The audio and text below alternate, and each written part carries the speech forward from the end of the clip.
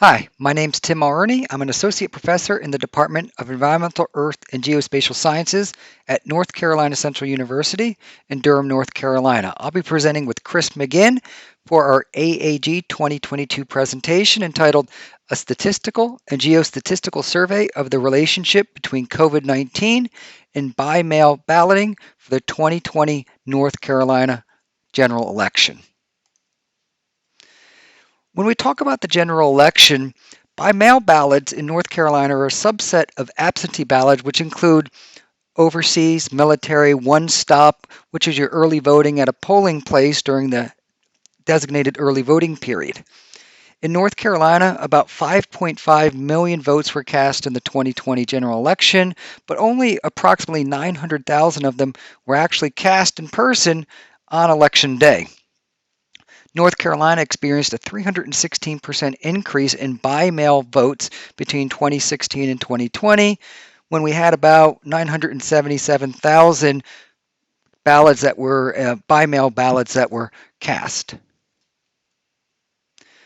In terms of COVID, because what we're looking to do is explore the relationship between COVID and by-mail, for the COVID-19 pandemic, the North Carolina COVID-19 dashboard maintains robust data, statistics, graphs collected through this dashboard.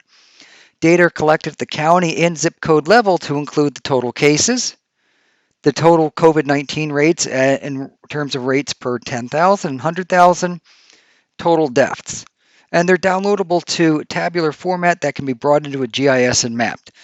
I'm a GIS professional, so my part of this project was to bring these into GIS and add these to existing data and then kind of look for relationships between these. But to the right, you can see what the dashboard looks like for the average lay user, and then it's got some more increased functionality that we can download by zip code, cases, rates, deaths, that we can download these, bring these into our GIS independently and link and join these to our GIS data that could be mapped and spatially analyzed. That we'll do in this particular project.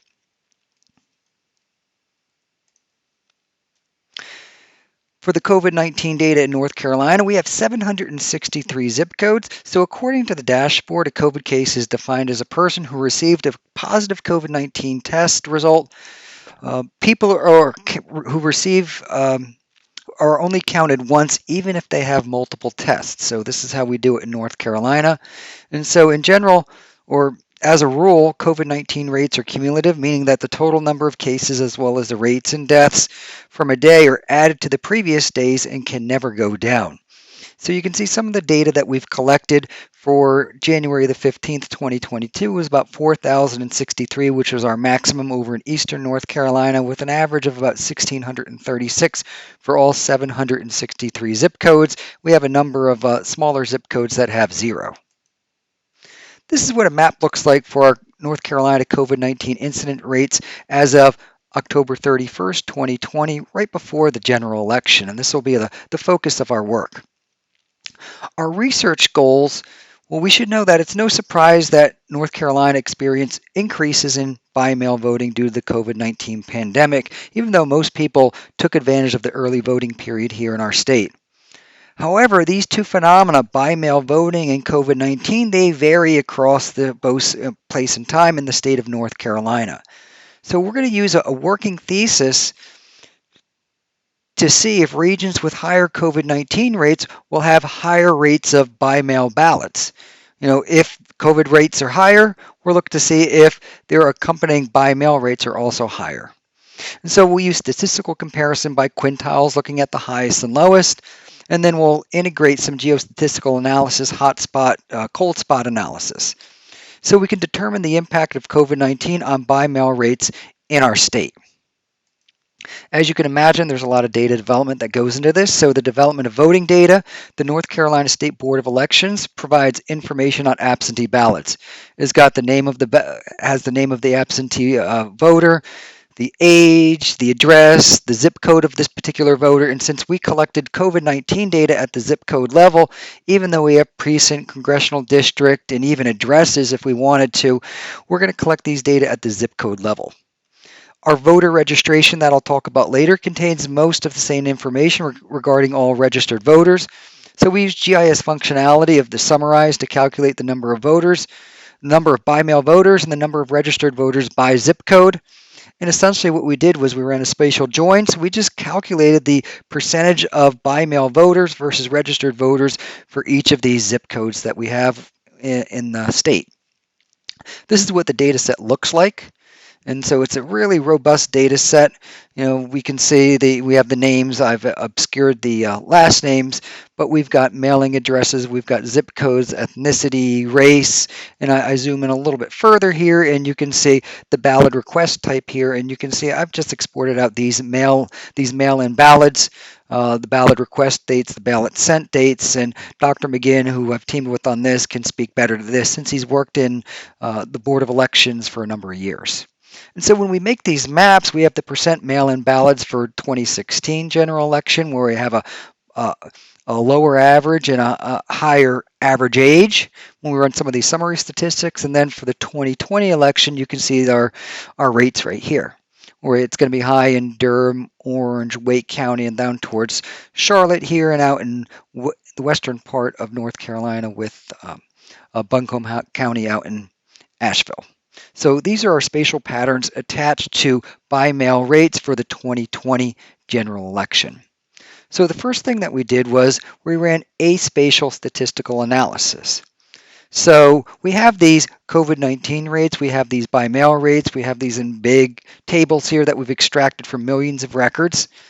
And so we're given by-mail rates for the 2020 election, and what we did was we extracted the COVID-19 rates for September the 30th, 2020, October the 31st, 2020, which was 3 days before the election. And then we also looked at the change in COVID-19 rates between September the 30th and October the 31st.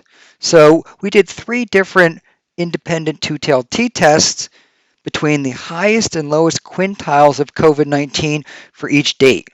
So for 9/30, we did an independent two-tailed t-test between the lowest fifth or the lowest quintile of COVID-19 rates and the highest quintile of COVID-19 rates to see if there was a statistical difference in the by-mail rates. Did it once again, so if we had new, obviously our quintiles might be changed.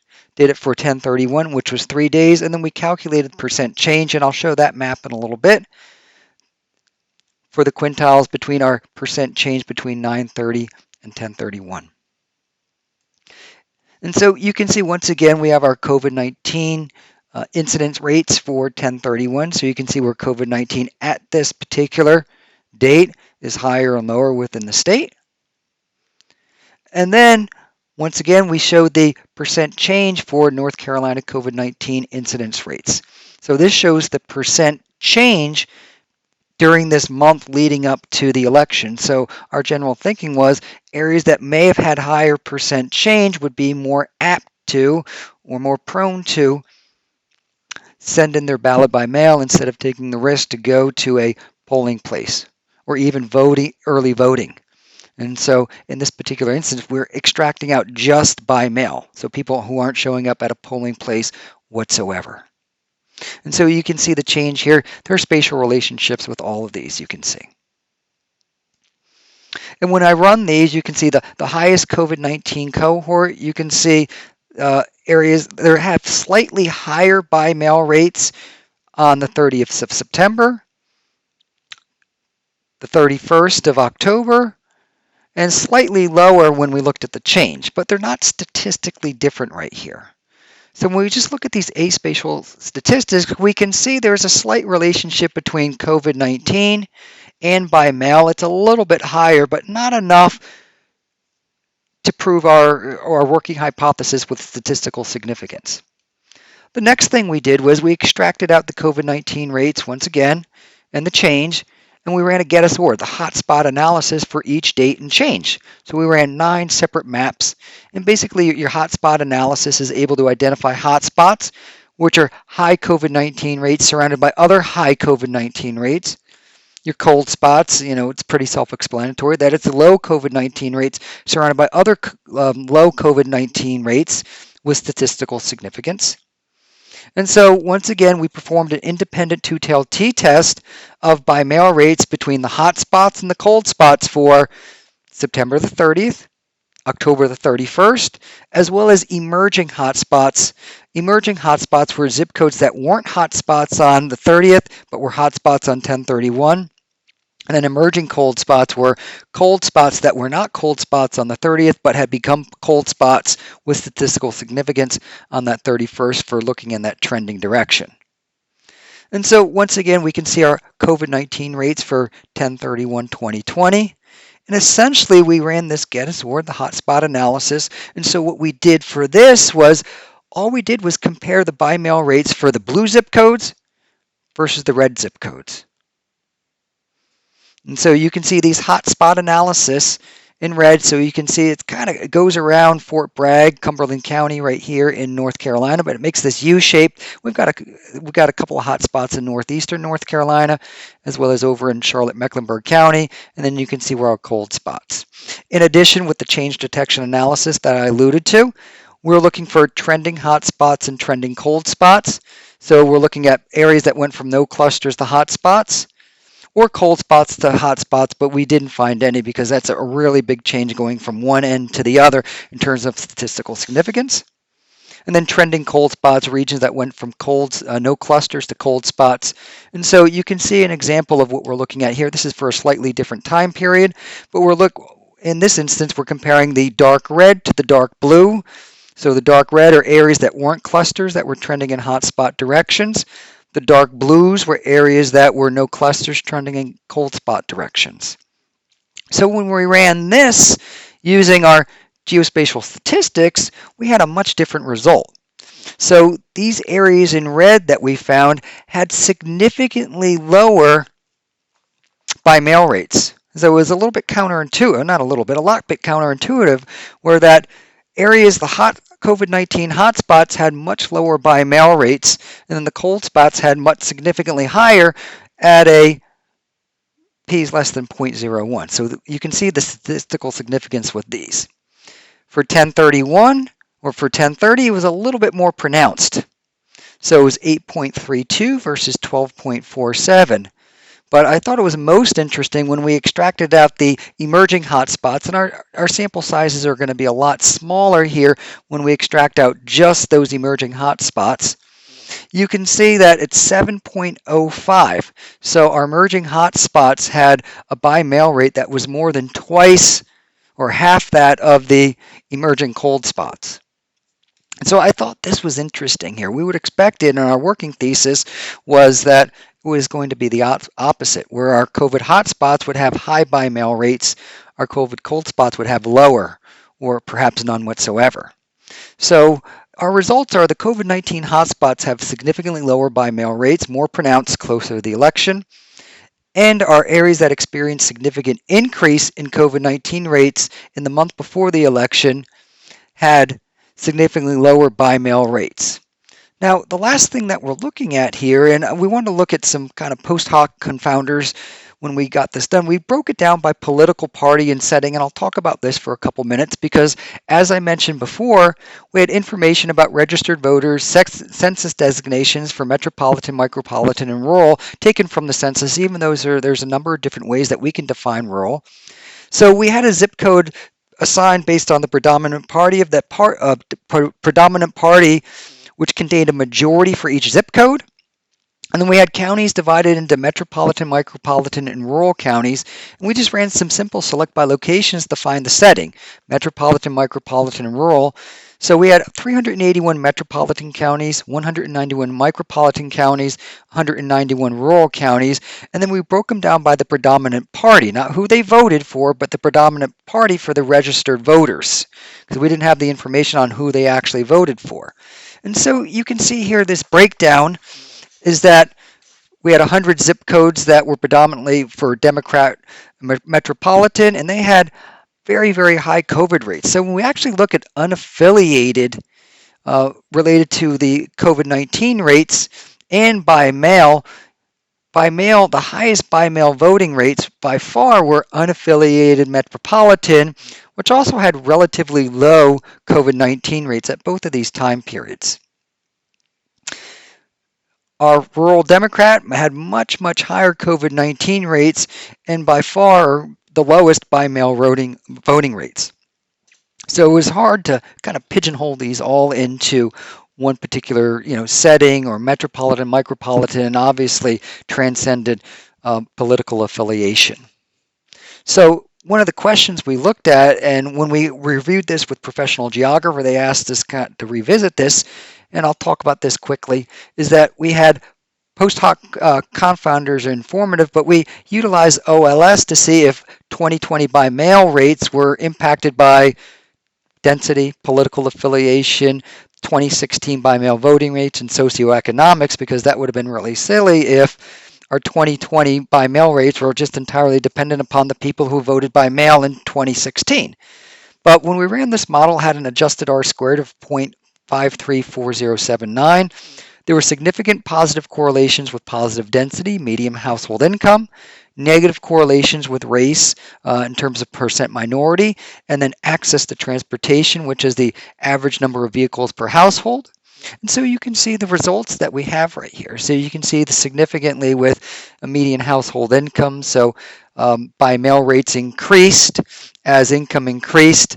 But the thing that we thought was most, I was a little concerned about was making sure by mail 2020 wasn't just explicitly explained using by mail 2016. And then we actually did run some independent regression or lines of best fit with those, and we saw they weren't related to whether they were independent or as part of this OLS model. So our conclusions, a big part of this project was the management and integration of large databases into GIS-compatible format. For COVID-19, we had 763 records, one for each zip code across multiple dates. For absentee voting, we had 4.6 million records in 2020 with 45 different attributes for our absentee voters, while our registered voters, we had about 7.6 million records. And so we utilized the R programming suite, ArcGIS Pro, and I found some neat things through the Excel Power Query Editor, which is able to manage this kind of large amount of records. Our COVID-19 data could be collected and mapped at the zip code level, and we also did this for our voting records, even though we had finer scales at which we could do at which we could collect and analyze our voting data. But we found our highest rates of COVID at this time were in Duplin, Sampson, Wayne counties, and kind of we're starting to migrate over to the area west and northwest of Charlotte at this particular time. And our cold spots were in northeastern North Carolina, Carteret County out in far eastern North Carolina, the Research Triangle where we're located, in Wake, Durham, Orange County. But the interesting thing was that it was counterintuitive that the COVID-19 hotspots, the spatial hotspot had lower by mail rates, had much lower by mail rates, and emerging hotspots between these two dates in the month leading up to the election had even bigger differences in by mail rates than their cold spot counterparts. So it was it was a lot counterintuitive. This has been published in the latest version of the Professional Geographer, so I have our citation right there, and I just wanted to thank Dr. McGinn, everyone else, and the Accord project through NCCU, which is the Advanced Center for COVID-related Disparities, which helped fund this project when we got this started. So there's my contact information, tmulroon at nccu.edu, and I also did this with Christopher McGinn at cmcginn at nccu.edu. So thank you very much.